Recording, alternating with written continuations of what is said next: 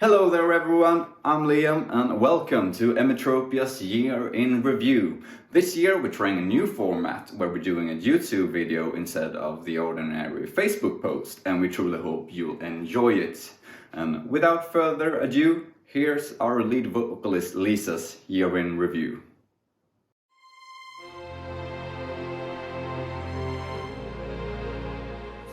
Hello everyone, Lisa here, and this is my top 5 albums of the year. Tribulation with Where the Gloom Becomes Sound. Now this kind of music, which is gothic metal, is usually kind of boring in my opinion. However, I think that Tribulation's music has such a great atmosphere and feel to it, and that is why it's on this list. Heart Healer with a metal opera. Now, quite simply, it's an absolutely beautiful album. And I also love that they have various singers performing on it, not just one or two. 7 Spires with Gods of Debauchery. Symphonic metal with female growls. What more do you need? I mean, fuck yeah.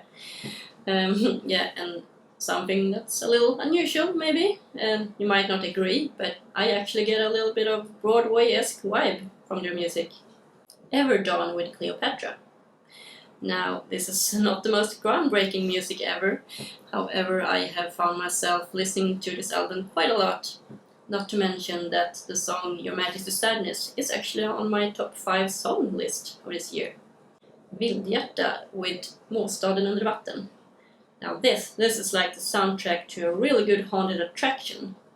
And being a horror enthusiast, this is awesome in my opinion.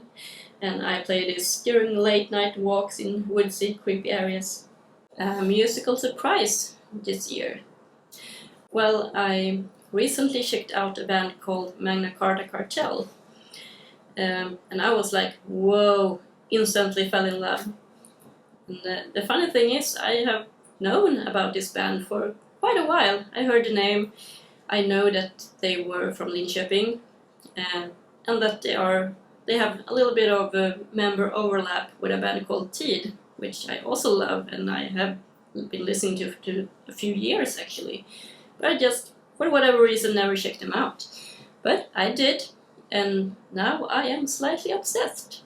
My greatest personal achievement of 2021 is that I have finally managed to stop comparing myself to other singers. Especially to, the big ones, Simone, Tarja, Floor, Sharon, all of those amazing singers. This comparison and self-doubt has been a constant companion pretty much since I started singing. And that has brought me a lot of pain, to be honest, even though I love singing. But somehow, recording our album and really concentrating on singing and all that has somehow helped me stop this behavior that's really not good in any sense of the word. I have realized that no, I'm not a bad singer, and also I'm not Simone or Tarja or any of those. I am me, and I have my own unique voice, and that is actually a wonderful and beautiful thing. It truly is a beautiful thing, Lisa. Thank you so much. Next up is our lead guitarist, Olle.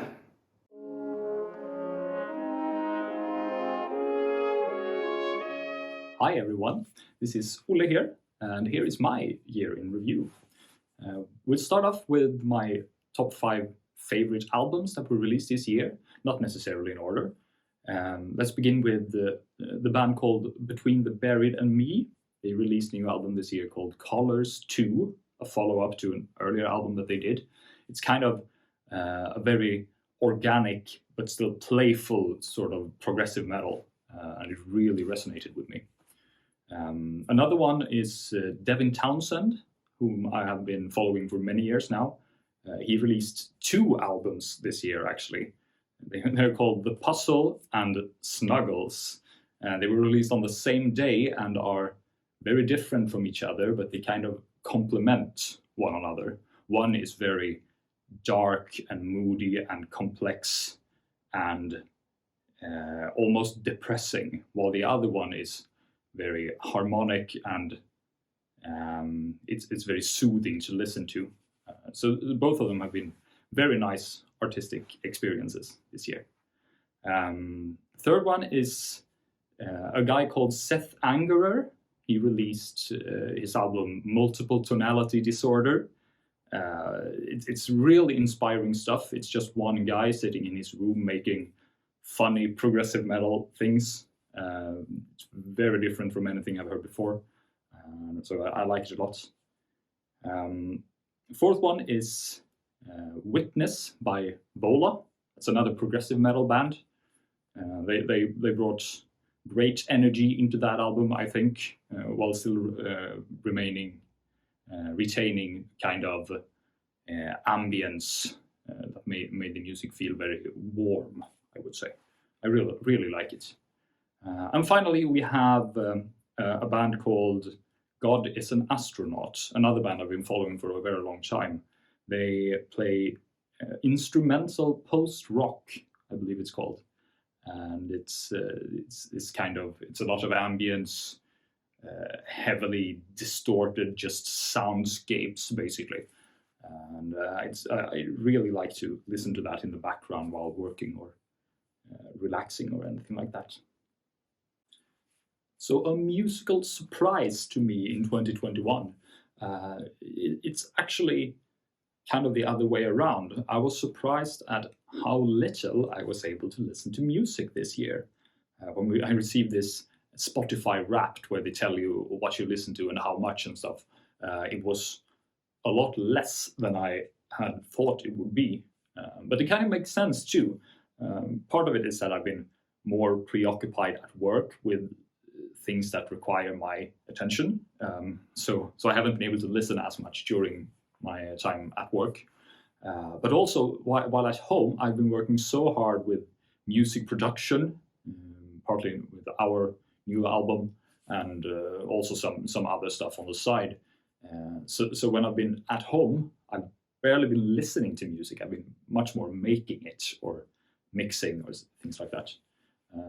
And I didn't expect that going into this year, but that's how it turned out. My personal achievements during 2021, part of it is, of course, finishing Equinox. I'm very proud of the end results, but also the process itself, that we managed to figure all these things out and make it sound as professional as it does, even though we really didn't have very much experience going into this. So that's one thing. Another thing is that I am evolving as a music, I guess, producer or audio engineer as well. I've been starting to take paying clients for mixing work and production work and stuff like that, which is very exciting to me. I really enjoy that part of the music creation as well. So that's a lot of fun. And I guess that's it. So thank you and bye. Thank you, Ole. It's been such a pleasure to see how you developed as a producer and as a audio engineer during 2021. Next up, it's my year in review.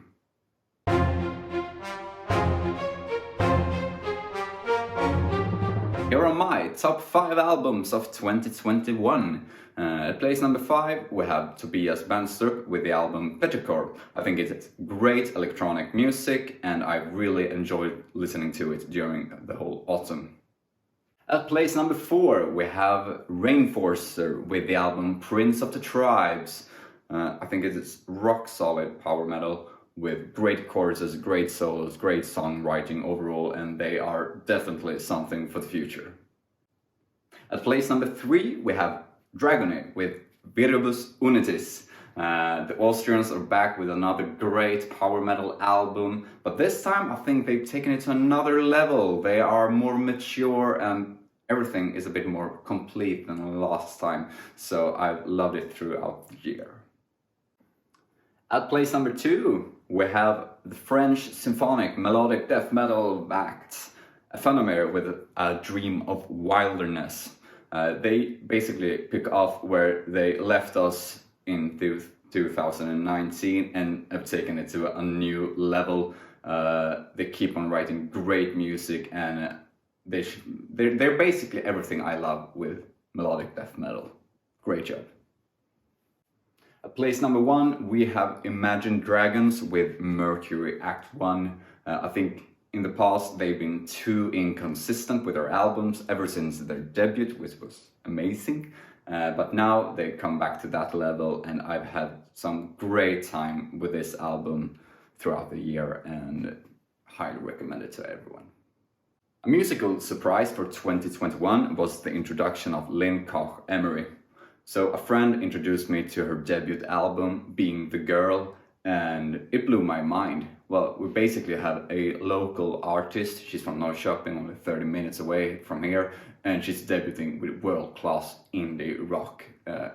Hats off, you're great, Lynn, and it was a pleasure to both meet you and see you back in November. So my greatest personal achievement of 2021 was that I managed to start exercising regularly. I think a lot of adults just don't prioritize exercise because most adults are quite busy, but I felt it was time to do something about that for me, and right now I feel healthier and happier than I've done in a long time. So yeah, I think that's a great achievement. Anyways, that's my year in review, but now I think we move on and hear our drummer Oscar's year in review.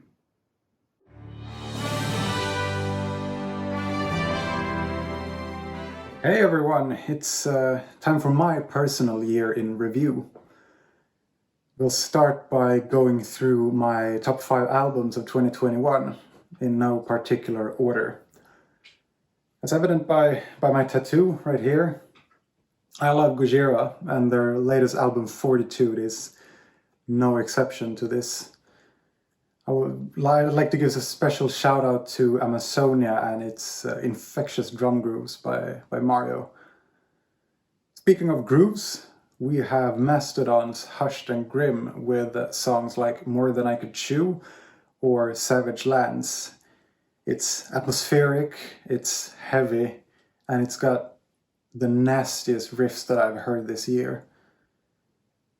Moving on to Vola, we have Witness, which is another album that's chock full of great riffs, and I think that Adam Jantze does an incredible job on the drums. I also think that it's a good thing that this year in review waits until December. Otherwise I would have probably missed Moonflowers by Swallow the Sun. It's dark and it's depressing and it's Finnish metal at its greatest, in my opinion. Last but not least, we have Forlorn by Those Who Ride with Giants. It's an instrumental album that's perfect for chill evenings. And I especially love how the album kind of changes in feel throughout its runtime. And it's ending on a more kind of triumphant, kind of happy note, which is nice. A musical surprise this year was during the summer when Liam asked me if I wanted to play with Radio Himlen, his other band, on their release party in September. I like challenging myself musically, so naturally I had to say yes to this. I think that playing a show as a synth pop drummer is easier said than done, especially when you're used to fast and aggressive metal drumming. But in the end, I think the show went great, and I'm happy that I agreed to help on this. My greatest personal achievement of 2021 was actually way back in January this year. We booked a full weekend in Gardenia Studios here in Linköping to record the drums for Equinox. I actually managed to finish the entire drum recording on time, with a few hours to spare as well, which I think is honestly seriously insane that I managed to pull off. The album is almost an hour long, and it's filled with difficult time signatures and super tight drum patterns. So going into the studio, I was honestly super nervous.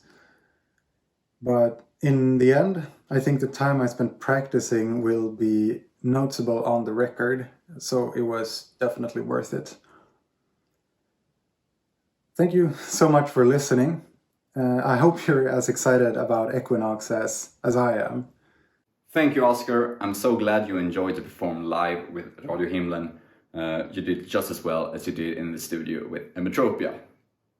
Last but not least, we have our rhythm guitarist Jonathan's year in review.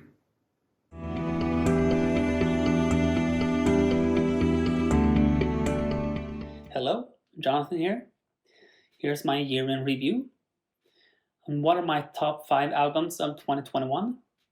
The first one is Fortitude by Gojira. It's a very heavy album and it had a lot of great chord progressions. The second one is Hushed and Grim by Mastodon. It's a very long album, but it kept my attention throughout the whole thing, which is something that is very hard to do when you're making a long album.